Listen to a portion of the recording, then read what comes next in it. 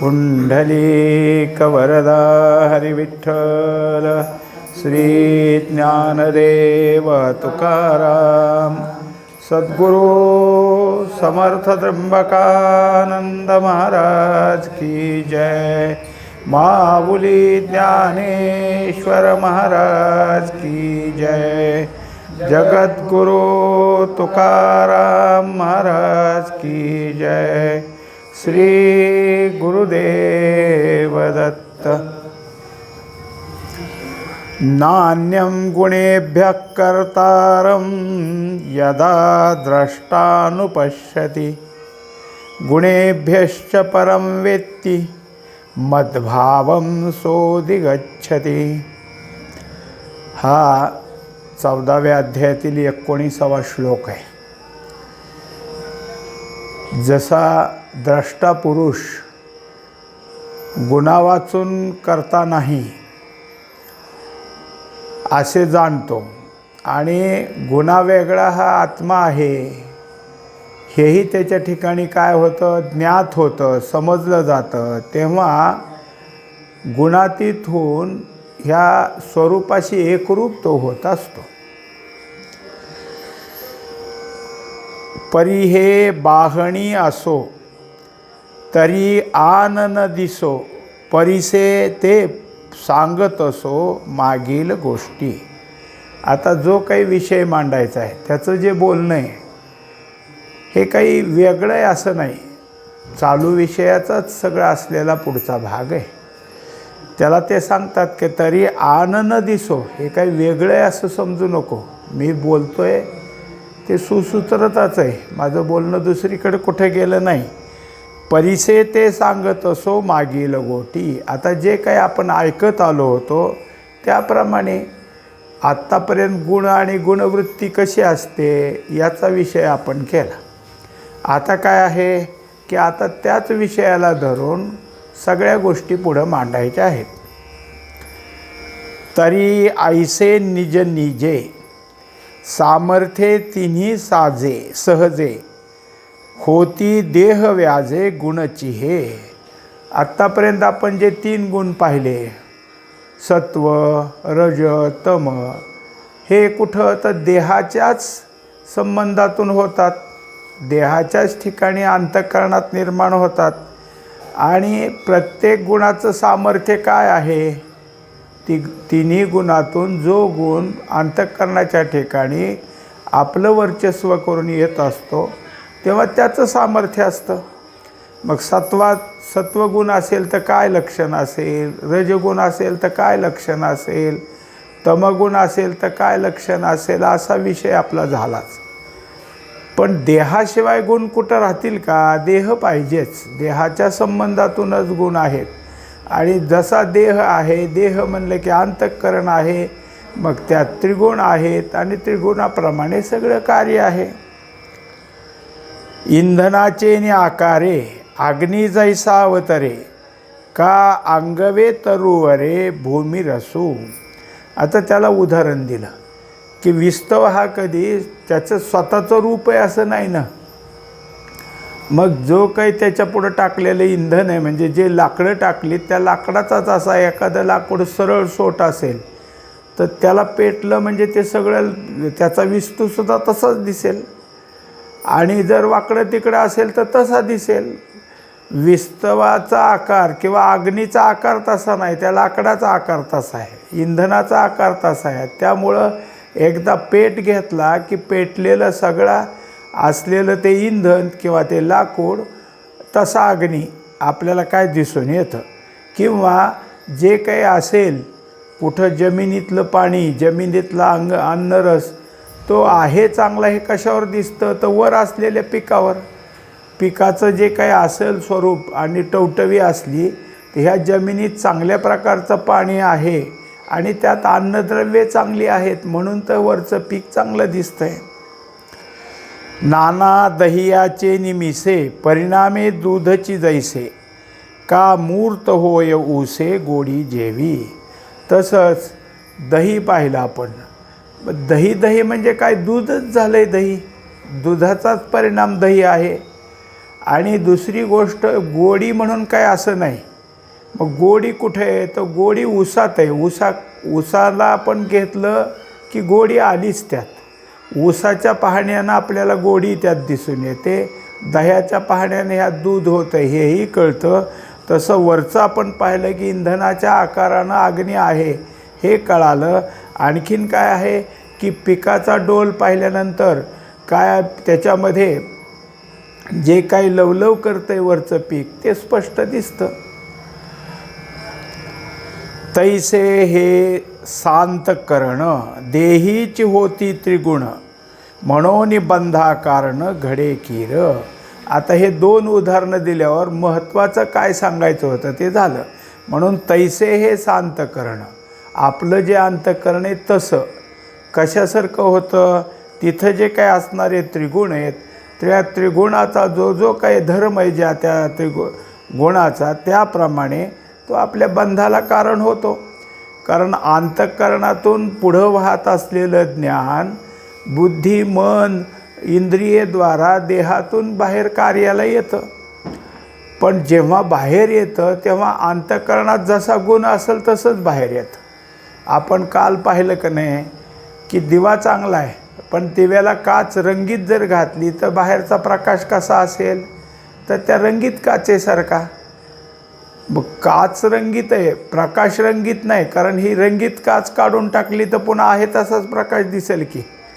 प्रकाशात कुठं काय पण काचेच्या माध्यमातून बाहेर पडायला लागलं की काचेच्या रंगासारखा दिसेल. तसं अंतःकरणातलं चैतन्य जसं तसं शुद्ध आहे पण गुणाद्वारे बाहेर पडतं आणि त्या गुणासारखं ते दिसू लागतं. आता नुसतं दिसलं नाही तर बंधास कारण सत्वगुण सुखाने बांधतो, रजगुण लोभाने बांधतो आणि तमगुण अज्ञानानं किंवा प्रमाद मोहानं तो बांधतो.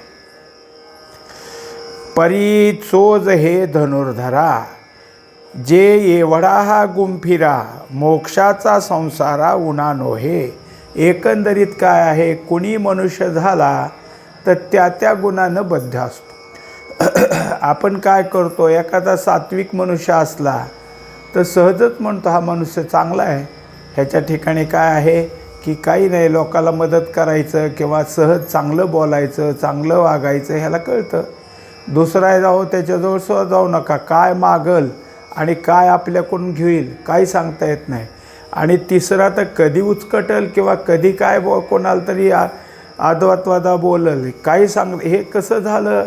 त्यात असलेल्या गुणाप्रमाणे तो मनुष्य त्याचा स्वभाव आपल्याला दिसून आला. मग कोणीही मनुष्य झाला तर त्रिगुणानं युक्त आहेच. त्याच्या ठिकाणी त्रिगुणातलं कोणता ना कोणता गुण वर्चस्वाला येऊन कार्य करतोच तसा तो मनुष्य आहे. पण त्याच्यामुळं त्याचा मोक्षच खुंटला आहे असं नाही बरं का. त्याला जर ह्यातनं बाहेर पडायचं असेल तर मोक्ष प्राप्त होईल. तिथं काय आहे, मोक्षाचा संसारा उना नोहे. मोक्षच त्याच्यापासून गेला आहे असं नाही. मुळातच असं आहे की असतानाच मुक्तता किंवा मोक्षाची जागाच असते पण ह्याचाच आपल्याला विसर आहे. आपण मुक्त ह्याचा विसर आहे. आपण काय आहोत तसं उदाहरण एक सांगतात की कैकाड्याचं गाढव त्याच्याकडं असलेली 10-5 गाढवं इतक्याला दावे कोण बांधतंय. मग नुसतं त्याच्या पायाला हात लावायचा खुंटीला हात लावायचा की त्या गाढवाला वाटतं आपल्याला बांधलं नसून सुद्धा बांधलेपणाची जी कल्पना त्यांनी धारण केली की ते रात्रभर तिथून हलत नाही. सगळे बाकीचे 3 पाय इकडे करेल पण तो पाय हलवत नाही. सकाळी त्यांनी तसंच पुन्हा पायाला हात लावायचा खुंटीला हात लावायचा की निघालं. मग बांधला आहे का बांधलेपणाचा त्याच्या ठिकाणी गैरसमज झाला आहे तर गैरसमज आहे. हे समजसुद्धा नाही गैरसमजच आहे. तसं इथं दाखवलं की मोक्ष किंवा मुक्तता आहेच पण आपण बद्ध झालो त्यामुळं मोक्षप्राप्ती करता आट्टास आले. गुण आपुलाले धर्मे देहीचे मागुता साऊमे चाळीताही न खोमे गुणातीतता. आता त्याच्यात दाखवलं की जो गुण आहे आपल्याजवळ त्याचा धर्म आहेच आणि त्याप्रमाणे ज्या देहाच्या ठिकाणी त्या गुणाची जी काही असणारी जागा आहे तसा तो देह आपल्याला किंवा तसा तो मनुष्य, तसं त्याचं बोलणं, तसं वागणं, त्याचं सगळ्याच गोष्टी आपल्याला तशा दिसतात. कारण सात्विक मनुष्य सात्विकच अन्न खाईल, रजगुणी मनुष्य रजगुणी अन्न खाईल आणि तमगुणी मनुष्य तमगुणीच अन्न खाईल. सात्विक मनुष्याच्या ठिकाणी काय आहे, साधं सोपं आपलं, फार तिखट नाही, फार खारट नाही, फार अगदीच अगदी उखळलेलं नाही, असं तो आपला साधा जेवतो. रजगुणी मनुष्याला ह्याच्यात थोडंफार काय आहे की आणखीन चमचमीत लागतं, पण तमगुणी मनुष्याला नुसतं झालंच लागतं. 2 घास घातले की त्याच्यात डोक्यावरून ह्याच्यावरून घामच आला पाहिजे आणि तोच ते म्हणतो फार छान झालं. म्हणजे हे आहारसुद्धा तसेच आणि त्याप्रमाणे प्रत्येकाचं वागणं तसं राहतं. हे काय झालं, त्या त्या गुणाचा धर्म त्याच्या ठिकाणी जागा झाला आणि देह त्याच्याप्रमाणे सगळा काही तसा भासू लागला. कोणत्या प्रकारानं, क्रियेनं, त्याच्या बोलण्यानं. आणि हे सुद्धा असतं, कोणता गुणाचा मनुष्य आहे तोच त्या प्रकारचे कपडे घालतो. सात्विक मनुष्य साधे पांढरे धुतलेले कपडे घालेल. झालं. तुमचा काय रजगुणी मनुष्य असेल तर तोही रंगीत कपडे घालील आणि तमगुणीश तर चट्टेपट्टेचेच घालील. कसलं घालील, काय त्याला रंग कशाचा कशाला मेळ नाही. खालचं वेगळं तर वरचं वेगळं, काही वेगवेगळं घालील. डोक्याला कसल्या तरी पट्ट्या बांधल, डोक्याला कुठल्या तरी वाकडी म्हणजे टोपी घालायची ती उलटी. हे सगळं तमगुण्याच्या ठिकाणी सगळेच प्रकार तसे दिसतात. हे सगळं तिथं आहे, पण इकडं तिकडं तो गेला आलाय, गुणाने काम केलं, याचा अर्थ त्याच्यातलं गुणातीतता निघून गेली असं नाही. जो परमात्मा गुणातीत आहे तो गुणातीत आहेच. ह्याच्या असलेल्या बाहेरच्या आचरणानं त्याच्यावर काय परिणाम झाला आहे असं नाही. आतला जो काय परमात्मा आहे, चैतन्य स्वरूप आहे, ते गुणातीत आहे. गुणाचा आणि त्याचा असा काही संबंध नाही आणि ते आहे तसंच आहे. आईसी मुक्ती असे सहज, ते आता परिसवू तुझं, जे तू ज्ञानांबुज द्विरूप करी.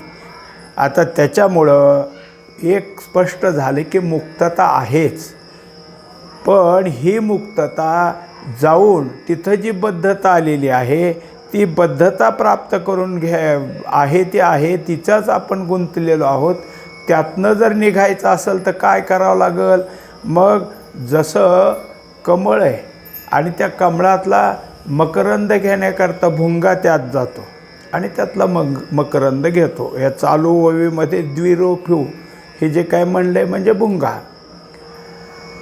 हे जसा त्यातला घेतो तसं तुम्हीही एक प्रकारे या आत्मज्ञानाला, ब्रह्मज्ञानाला घ्या. त्यामुळं तुमची मुक्तता उघडी दिसेल. मुक्त होता परी बळे झाला बद्ध, घेऊन या छंद माझे माझे. म्हणजे हा मुक्तच आहे, पण त्याच्या ठिकाणी जे काही आता छंद लागलेला आहे आणि त्या माझ्याला सांभाळण्याची ती त्यांनी स्वतःच्या ठिकाणी बांधिलकी घेतली. आपण सगळे संसारातलेच. मग काय करतो संसारात, काय करतो म्हणजे हे 2च गोष्टी करतो. एक मिळवायचंच आणि दुसरी गोष्ट मिळालं ते सांभाळायचं. एवढंच आहे आपल्याकडं. दुसरं काय आहे का? मिळवायचं सतत चाललं आहे, आणलं की सांभाळायचं. आणि सांभाळायच्या वस्तू सांभाळण्यासाठी ठेवल्या तरी ते सांभाळल्या जात नाहीत ना. कारण का, जे काय आपण गोळा केलेलं आहे ह्याला मर्यादा आहे. हे ठराविकच आहे. ठराविक काळानंतर ह्याला तुम्ही वापरा नाही तर न वापरा, ह्याचा नाश होतोच.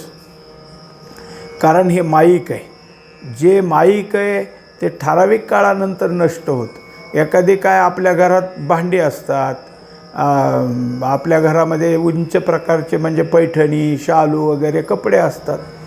ते जर आपण पेटीत ठेवले आणि कित्येक दिवस नाही काढले तर पुन्हा आपोआप आतल्या तुकडे तुकडे होते. सगळी भांडी हिरवी काळी पडून भांड्यालासुद्धा छिद्र पडायला लागते न वापरली तरी, कारण ते मर्यादित आहे आणि ते सांभाळण्याचा आपला प्रयत्न असतो. मग आहे ते आहेच, ते सांभाळतोय, नवं अजून आणून ठेवायचं.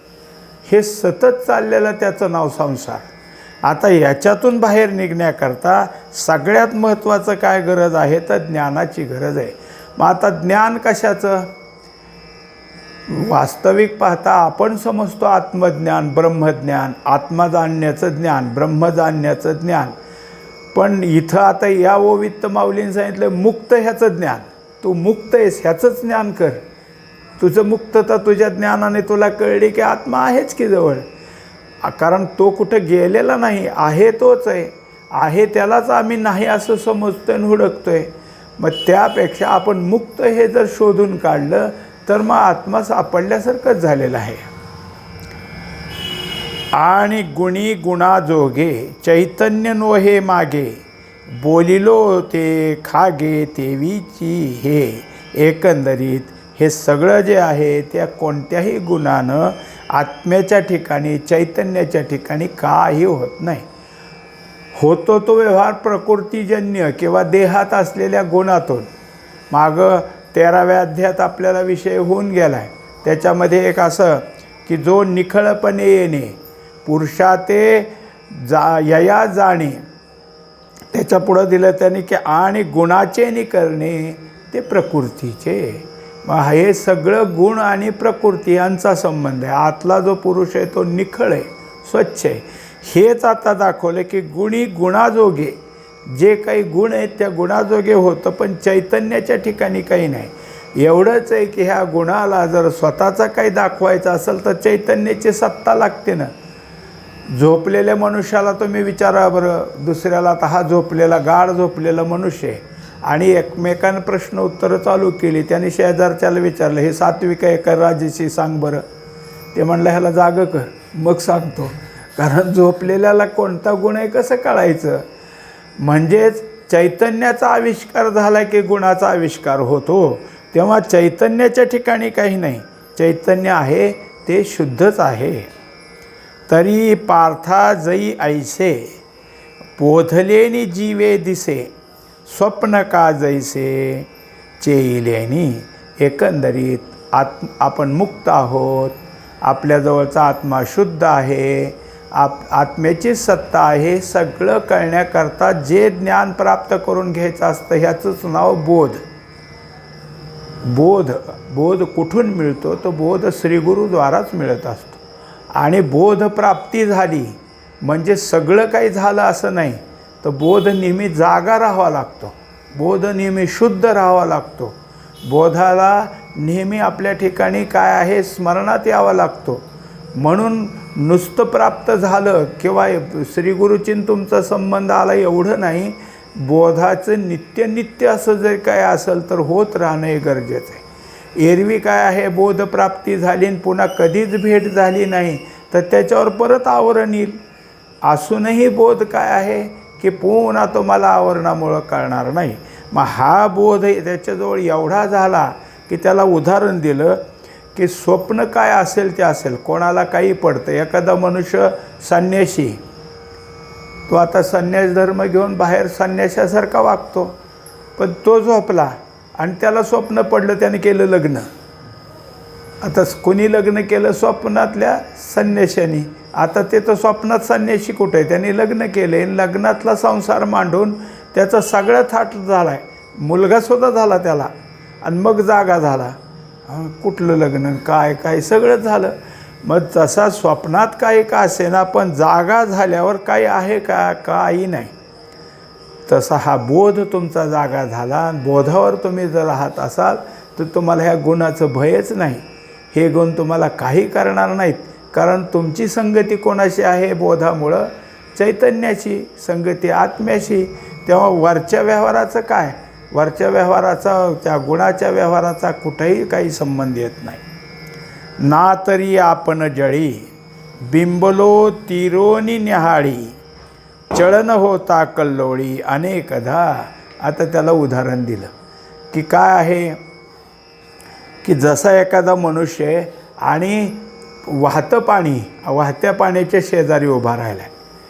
आता वाहतं पाणी असल्यामुळं पाण्यात ह्याचा दिसतंय ना प्रतिबिंब, पण ते पाण्याबरोबर वाहिल्यासारखं वाटतंय.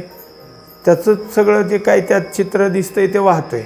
आणि नुसतं वाहत नाही तर त्यात लाटा आले की त्याचे तुकडे तुकडे व्हायला लागलेत. त्यात शरीर जे काय त्यात प्रतिबिंब दिसते त्याचे तुकडे. एका ग्रंथामध्ये हेच बरेचसं त्यांनी दिलं आहे. की तो स्वतःला मी पाण्यात बुडालो म्हणणारा, पाण्यातनं मी वाहवलो म्हणणारा, हा कसा त्याचा समज झाला आहे, मग तो त्यातनं कसा बाहेर निघतो, हे त्या ग्रंथाने अगदी बराचसा विषय तोच घेतला आहे. इथं तेच सांगितलं की तो तिथं जात असेल, पण त्याच्याजवळ जर स्वतःच्या असलेल्या तीरावर उभा राहिलो आहे आपण, ह्याचं ज्ञान पक्का असलं तर तो म्हणून माझं प्रतिबिंब वाहते. हे जे काय आहे चळन होता कल्होळी, म्हणजे हे लाटा वाहतात आणि हे जे काही असेल हल्ल्यासारखं वाटतंय ते माझं प्रतिबिंब. ज्या पाण्यात मी प्रतिबिंबित झालो होतो ते पाणी तिथंच आहे असं नाही, ते सारखं वाहतंय. पुढं मागून येणाऱ्या पाण्यात पुन्हा मी दिसतो, मागून येणाऱ्या पाण्यात पुन्हा मी दिसतो. प्रतिबिंबसुद्धा माझं वाहत नाही, वाहतंय ते काय पाणीच. पण हे कोणाला कळेल? जो तीरावर उभा राहून मी बाजूलाच आहे याला कळेल. म्हणजे मी बाजूला हा बोध आहे. अगोदरचा जो बोधाचा विषय आहे तो समजून द्यायचा आहे, म्हणून हे आलेलं उदाहरण आहे. का नटलेनी लाघवे नटू जैसा न झकवे, तैसे गुणजात देखावे न होनिया. आता त्याच्यानंतर दुसरं उदाहरण असं झालं की नाटक आहे आणि नाटकात एखादी भूमिका करणारा जो कोणी नट आहे, त्या नटाच्या ठिकाणी ती भूमिका करताना त्यात इतकं समरस व्हावं लागतं की एक काय आहे असं थोडंसं दाखवलं. बहुरूपी होता आणि नंदी बैलाचं सोंग आणलं त्याने, वरून त्याची झूल वगैरे पांघरली आणि पाठीमागच्या बाजूला 2 पाय, पुढं 2 पाय, असे 2 माणसं उभा करून शिंग वगैरे, आणि तो नंदी बैलाचा खेळ करायला लागला.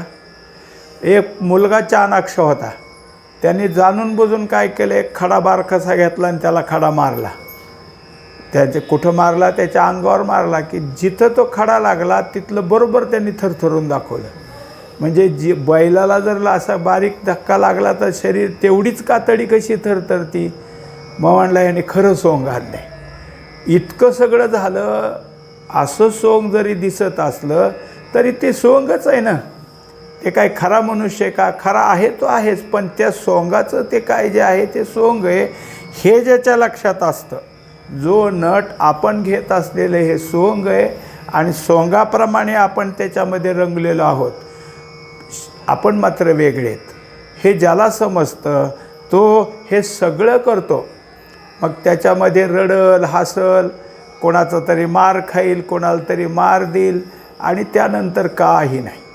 म्हणजे हे सगळं जे आहे ते इतकं एक काय आहे, म्हणजे खलनायकाची भूमिका करणारी एक स्त्री, आणि असंच प्रवास करता करता एका हॉटेलमध्ये चहा प्यायला थांबली. तिथे एक आजी आली आणि त्या आजी तिला म्हणली, का गं? म्हणली, त्या अमक्या ह्याच्यात तूच काम करते ना? म्हणले हां. आणि दिल ती तोंडात ठेवून, कशाला तिला त्रास देते ग? अहो म्हणले, आजी तो बाहेर ती आमच्या नाटकातला असता, आम्ही मैत्रिणीत, बघ तिला पुन्हा त्रास दिला. आता लोक आजूबाजूचे बघायला लागले. मग तिला दुसऱ्याने विचारलं, हो त्यांनी मारलं? म्हणले मारू द्या, पण माझं काम चांगलं होतं त्याची पावती, कारण मी इतकी त्यात हुबेहूब काम करते, त्यामुळं मला ते. लोकांना कळत नाही की हे काहीतरी आपलं वरचं सोंग असतं, पण ज्यांनी हे सोंग घेतलं आहे त्याला कळतं ना. तो जसा त्या आपण त्यापासून वेगळा हे कळतं. तैसे गुणजात देखावे न होनिया, तसं हे सगळं गुण आहेत, त्याचे व्यवहार आहेत, पण याचा आणि आत्म्याचा काही संबंध नाही, याचा आणि अंतःकरणात असलेल्या ज्ञानाचा काही संबंध नाही. मग होत असलेल्या क्रिया त्यात हा अंतःकरणात येणारा ज्ञानाचा भाग साक्षी आहे, असं आपण काय करावं, लक्षात ठेवावं. पै ऋतुत्रय आकाशे धरोनिया जैसे नेदिजेची एवो ओसे वेगळेपणा. आता त्याला दुसरं उदाहरण दिलं की जसं आकाश आहे त्याच्यामध्ये सकाळ, दुपार, संध्याकाळ हे दिवसाचे काय असतं, सगळं असतंच, वेळा बदललेल्या. शिवाय पावसाळ्यात पावसाळा असतो, हिवाळ्यात हिवाळा असतो, उन्हाळ्यात उन्हाळा असतो. हे सगळे ऋतू आले न गेले. आकाशात काय झाले त्याप्रमाणे पावसाळ्यात ढग येतील, ह्याच्यात थंडी सुटेल, उन्हाळ्यात ऊन पडेल.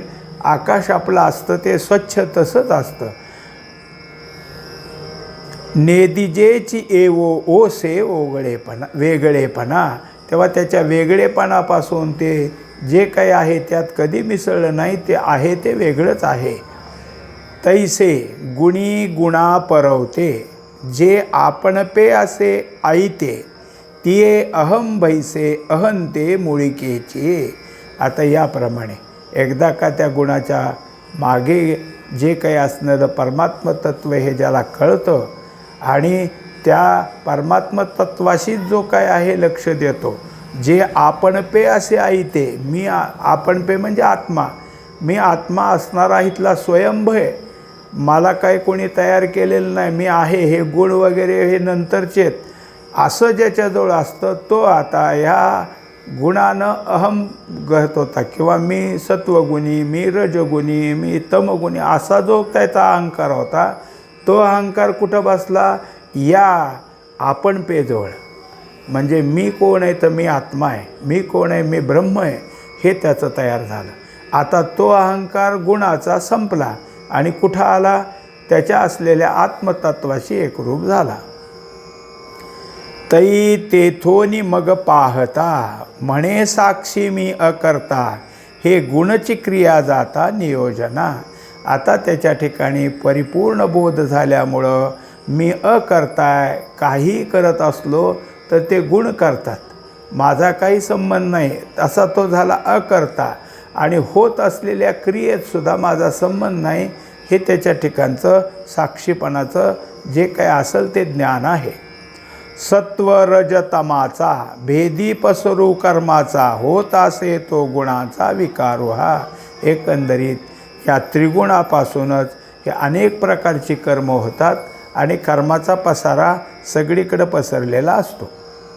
यया माझी मी ऐसा, वनिका वसंतू जैसा, वनलक्ष्मी विलासा हेतुभूत. आता एवढंच आहे की हे सगळं बाग बगीचे फुलून आले, कारण का तर वसंत ऋतू आला म्हणून.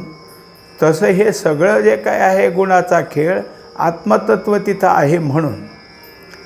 का तारांगणी लोपावे, सूर्यकांती उद्दीपावे, कमळी विकासावे, जावे तमे. त्याला आता एक एक तुकड्यात एक एक उदाहरण दिलं की सगळे जे काही आहे तारे, बाकी दिसत असणारं रात्रीचं, त्या सगळ्यांचा लोप पावतो, म्हणजे ते सगळे मावळतात. सूर्यकांत नावाचा एक दगड असतो, तो काय करतो? पाझरायला लागतो, त्याचं पाणी बाहेर यायला लागतं आणि कमळाचा विकास होतो. हे सगळं कोणामुळं होतं? हे कोणाची काजी कही, सविता जैसा नाही तैसा अकर्ता मी देही सत्तारूप. तेव्हा हे सगळं कोणामुळं झालं? तर सूर्यामुळं. कारण सगळे मावळतात कधी? सूर्य उगवल्यावर. सूर्यकांत कधी पाजरतो? सूर्य उगवल्यावर. कमळ कधी विकसित होतं? सूर्य उगवल्यावर. मग सूर्याला सांगितलं हे केलं का तुम्ही? म्हणले मला काय माहीत नाही. हा जसा एवढं सगळं करून अकर्ता आहे. मी दावोनी गुण देखे, गुणता हे मिया पोखे, ययाचे निश्चयखे उरे ते मी. तेव्हा सगळ्या गुणाचं दर्शन समोर होतं, गुण त्याप्रमाणे क्रिया करतात, पण हा आत्मा त्यापासून वेगळा आहे, तो वेगळाच राहतो. ऐसेनी विवेके जया, उदो होय धनंजया, ये गुणातीतत्व तया अर्थपंते. एकंदरीत काही ठिकाणी अर्थपंते, काही ठिकाणी ऊर्ध्वपंते असाही शब्द आहे. हे असा विवेक ज्याच्याजवळ जागा झालेला आहे तो गुणातीत होतो. म्हणजे आता गुणातीत व्यक्तीचं वर्णन आहे. आत्तापर्यंत आपण सात्विक व्यक्ती पाहिली, रजगुणी व्यक्ती पाहिली, तमगुणी व्यक्ती पाहिली. आता गुणातीत व्यक्ती कशी असते ते सांगणार आहे. पुंडलिक वरदा हरी विठ्ठल, श्री ज्ञानदेव तुकाराम, सद्गुरु समर्थ त्र्यंबकानंद महाराज की जय, माऊली ज्ञानेश्वर महाराज की जय, जगद्गुरु तुकाराम महाराज की जय. श्री गुरुदेव दत्त.